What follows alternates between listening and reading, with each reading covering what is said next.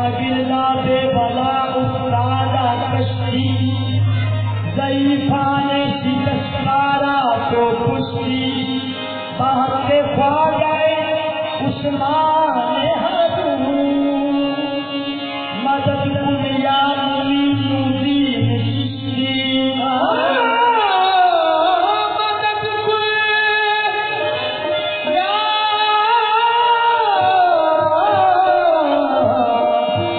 मुइनुद्दीन चिश्ती। हे महाराज मुइनुद्दीन, हम आन पड़े तोरे द्वार, बेगुल की पकड़ाखन हारो जो तुम साथी सरकार। बेगुल की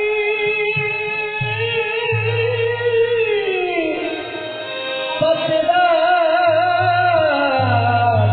हारो जो तुम साथी सरकार। औपन हमरे और गुण तुमरे ये तो जानत सब संसार, अपनी गलती पर करूं मोरे ख्वाजा तो मैं किस भी दूत लूं पार।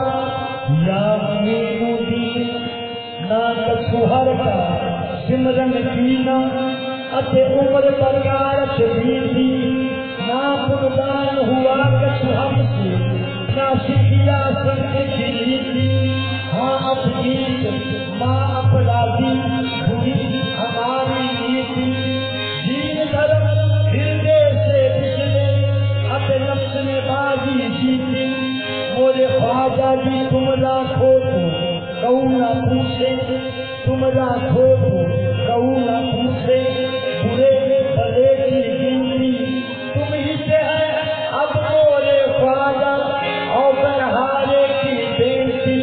भली न खाई नाथ जी जो तुम नाथन के नाथ, भली न खाई नाथ जी जो तुम नाथन के नाथ। हे मत कीजियो नाथ जी जो मैं बिनु पराए हाथ, तोरे चरण